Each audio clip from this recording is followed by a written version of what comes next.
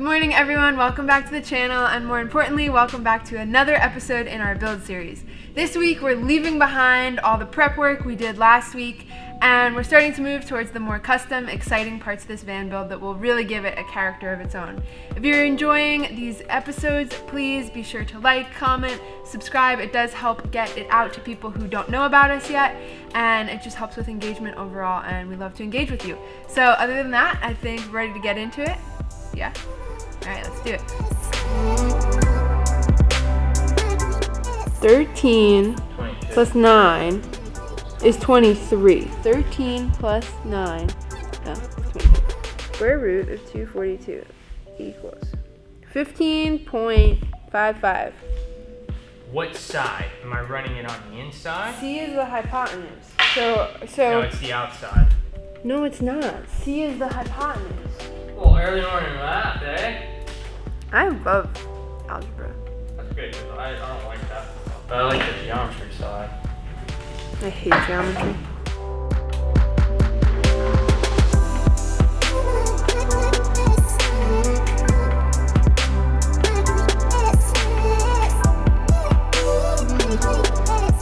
Alright, so essentially what we've done is created a top bracket that will go into the metal and be very, very secure and very sturdy. And this will be a mounting point for our cabinetry all the way across, and well, so our upper cabinetry and then our floor to ceiling cabinet in the front as well. And this is just so we have a good mounting point across the top that's flush, and also so when we do the roof, we know where it needs to line up and the kind of angles we need to make and stuff like that. So the reason we just pocket hold those specific areas were because that is where, when we held this up to the roof, those areas will be going directly into the metal beams. Alright, so before you can even get to all those wacky calculations that we've been doing, one of the most important things when building out a van is figuring out your discrepancy between the top of your walls and the bottom of your walls. So obviously when you're building in a van, your walls aren't straight, they're curved because it's a vehicle body. So in order to figure out that discrepancy, you're gonna wanna measure from your studs where your wall will lie to the other end of your stud.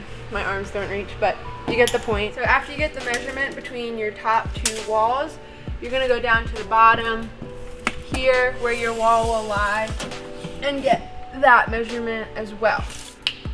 So we figured out between our top two beams we had 63 inches of length, and then our bottoms we had 71 inches of length. So you're going to subtract those numbers. So 71 minus 63 is 8. Keep tracking with me. And then because you have two walls, you're going to divide that number in half to get your discrepancy.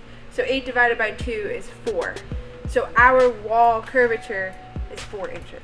So this is important when you're thinking about upper cabinetry or things that will run along here, because you have to consider the wall is curving, and this will be closer in than the bottom.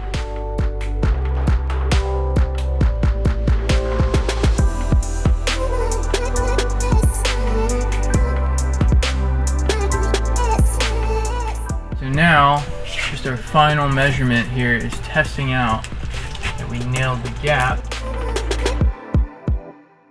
Freaking nailed it, man. Baby, you nailed it, baby. All that algebra, baby. I couldn't have done it without you. These are our upper cabinet mounting points right here.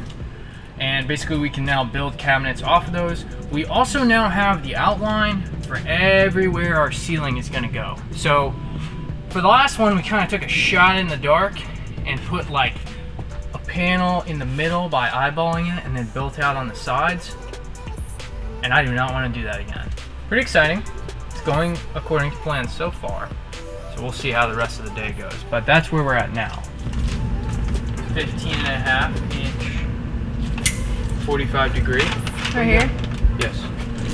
About 5 inches on the little guy. Yeah. And then the 45 is 6 inches.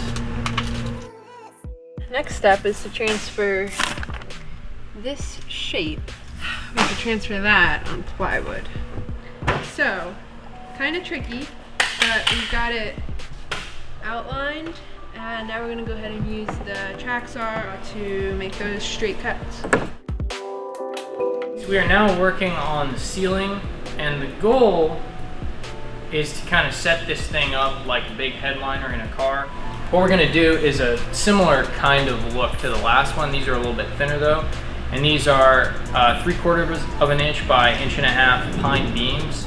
What we're doing to save on weight and just a little bit of headroom as well is we're ripping them down halfway through the side, like you can see that cut right there on the table saw. We're still trying to figure out the end sections, so we'll have to like add a piece down here. So underneath the wood, rather than just like staining the wood slightly darker or painting it or something like that, to give a little bit more texture and a little bit more depth, this is kind of like a canvas weave type fabric, and then the wooden beams will go down on top of that. That's what's happening.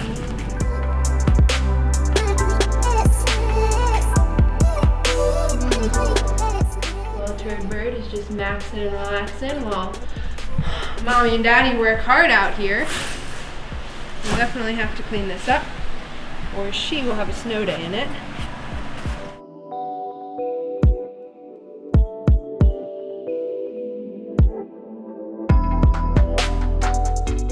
While Seth is using the track saw to cut our inverted layout for our ceiling, I'm gonna start wood staining the ceiling strips.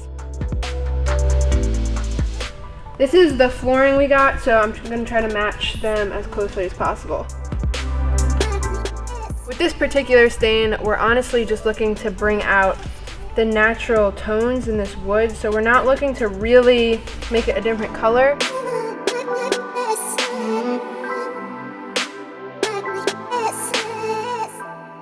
All right, so just finished staining, and here's what we're working with.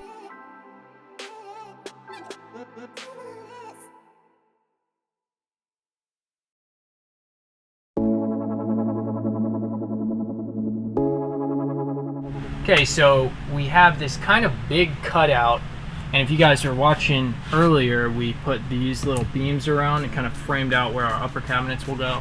Now we've spent all day basically getting this in the exact right spot and then getting this cut to the exact right dimensions here, but it fits up pretty darn well. And the idea is that this whole thing will be a very sturdy ceiling panel that the pine slats will then screw to. So we can assemble this on the ground and then bring it back in here and prop it up kind of the same way we have it as we install it. See that everything's lining up correctly like that. And this is our second attempt at this. So I know he makes it look easy, but he's a pro. So if you do something like this, expect it to take the whole day.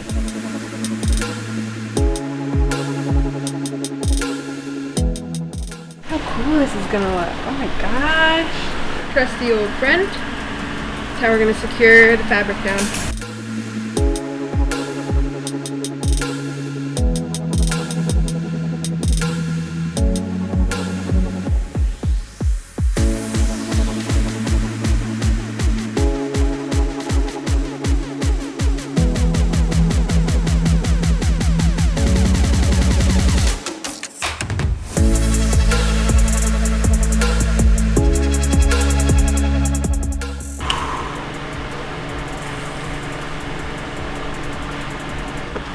Third van build and we're still making rookie mistakes.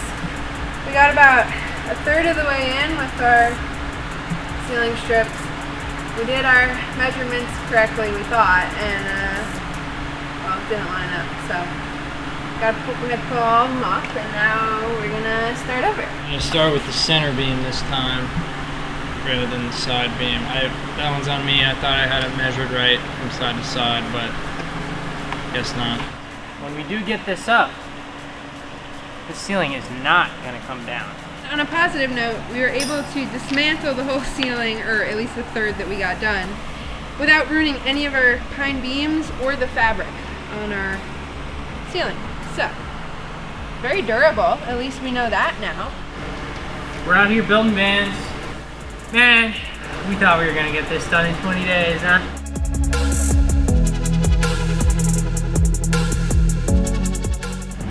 measure that boy. Ceiling, scene 1, take 2. These are little sections that will line up like that right there.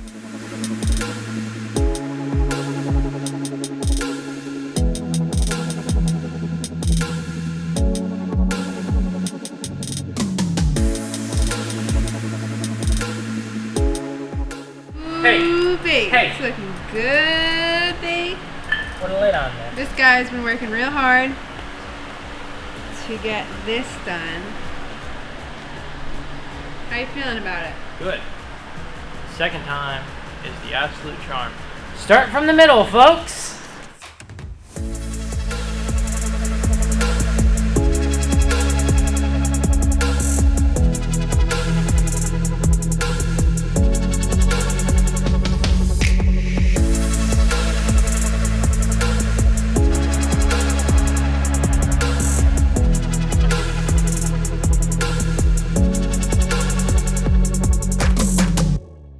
Alright, we have our lights wired up and the ceiling is finally done.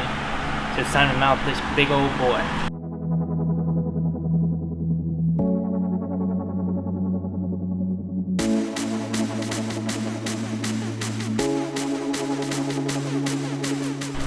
Mission accomplished? I'd say so. Yeah, it looks dope.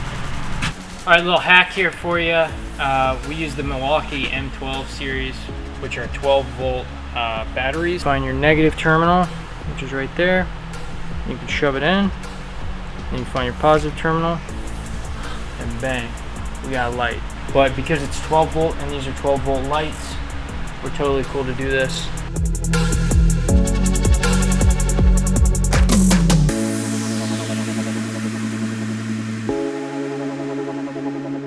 That concludes day 3 of the van build. Longest shift so far in a single day, but I'm sure they'll get longer. Oh yeah. We got this awesome ceiling done. We got these lights wired. And we just don't have the screws to screw this thing in. So we're gonna probably make an early Lowe's run to get those.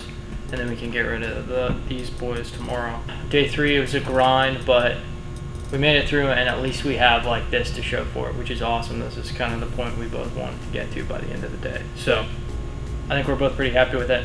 Yep. All right, we'll catch you guys in the morning. All right, good morning, ladies and gents. Today, I think first order of business is to actually mount our ceiling, because these are the only thing holding it up right now. This is why we left all this metal exposed, for this very reason, so that we can have a really sturdy mounting point for our ceiling. We're gonna get going on that.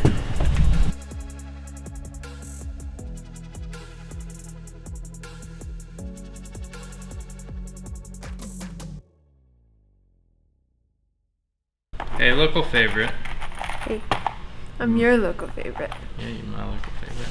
We all know our real local favorite. Oh, look at the shop cat.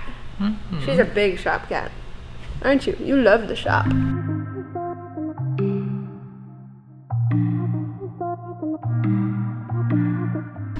The ceiling is mounted. Finally. Came out pretty good. What do you think, Scarlett? Came out really good. I love it. What do you guys think? Comment down below. I can still stand. So for this build, we kind of felt like in our last build, we didn't have enough mounting points when we went to go do the upper cabinet. So, and even the ceiling. So we were sure to obviously leave those metal beams exposed, and then we're doing the same as well here with our walls. So we're only gonna bring them up to about here-ish, right? And then we'll have still these metal mounting points and those. So just something to think about. Metal is always better than wood, so.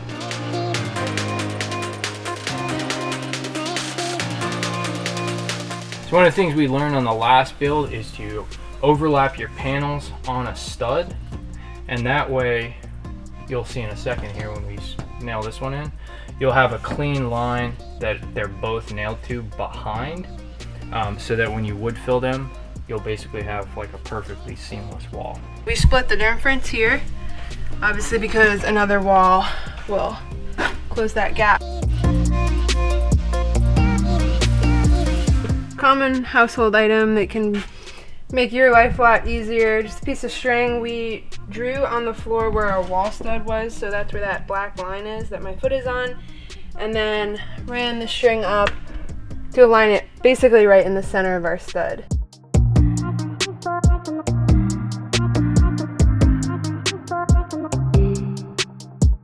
This is precisely why we did this. I mean, technically you could leave that and be totally fine and just rock it, but we're not going to. We're going to wood fill it.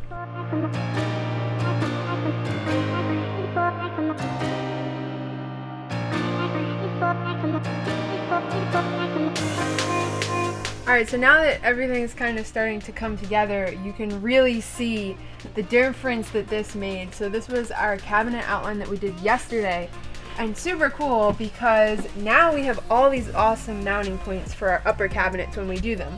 We can go in here, we can go in here along these, and we can go in here along these, which is why we're only bringing our walls up to this spot. So our upper cabinets will be super sturdy.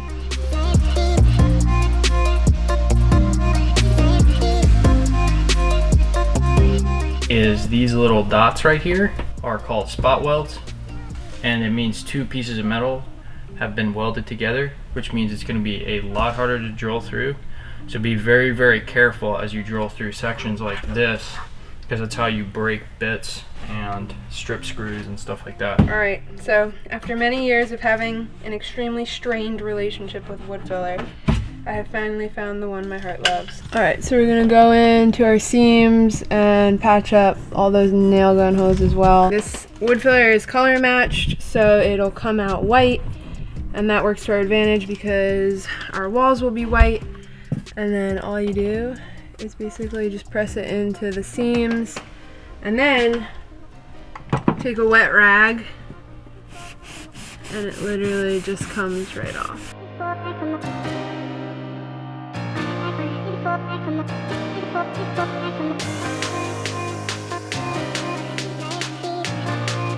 Alright, so I've just gone ahead and used this whole tube to wood fill all of our holes and our cracks. And I think I'm gonna break for lunch while I let this dry. Seth over here is working on our favorite part of van building. I mean, I don't know. I think both of us dislike the idea of seeing a lot of metal spaces in a van. It really pulls you out and makes it not feel like a home whatsoever. So we try to cover as much as possible, and that means cutting a lot of weird little shapes and stretching fabric and all kinds of creative stuff to try to hide that. Basically, the idea that we're going to do is we're going to try to curve the ceiling and continue this kind of design. And I'm going to let you do that while I go make lunch, okay? Okay. Bye.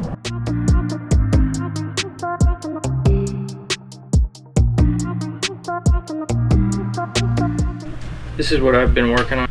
It's just to button up this side, and then when I build the wall out here, you know, we'll clean all that up as well. Yeah, it looks a lot better than what it used to. I am back here working on buttoning these up, and what we're gonna do is basically put a beam that runs straight down and house off some more of it. And don't worry, we're gonna leave this panel accessible, which is where you need to access the tail lights. And this is what it looked like before. So clean it up. Again, this is not even close to being done. I'm just showing you what I am starting on. Can I sand now? Yeah.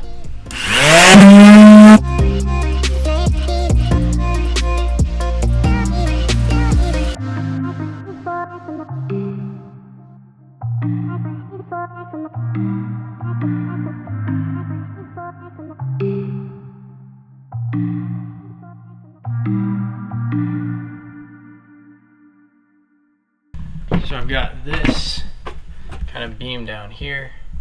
Now we're going to bridge this gap. It's an inch closer together up at the top here than it is at the bottom. And I'm going to show you how I'm going to do that with the track saw. I've got a 45 cut ripped in one end of here on the table saw. And then we're gonna take the tracks off and do an angled 45-degree cut.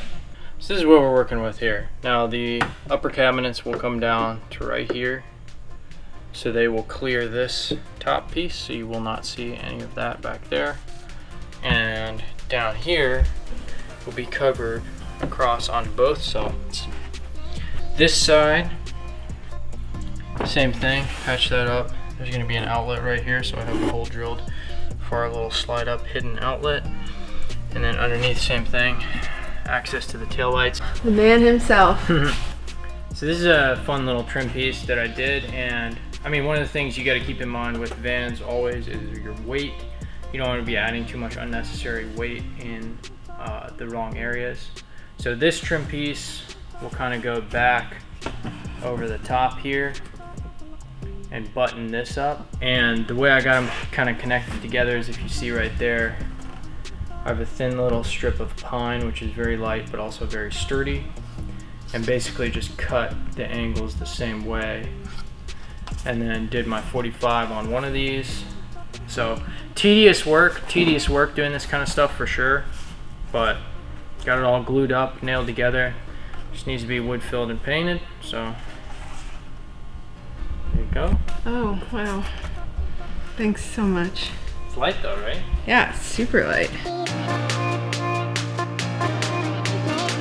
Good job, baby. Thank you.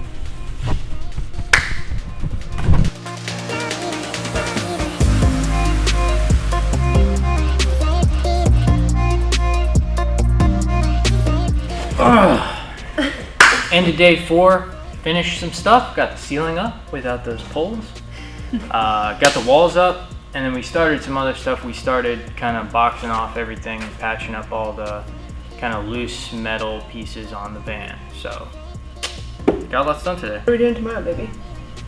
Tomorrow we are starting cabinets.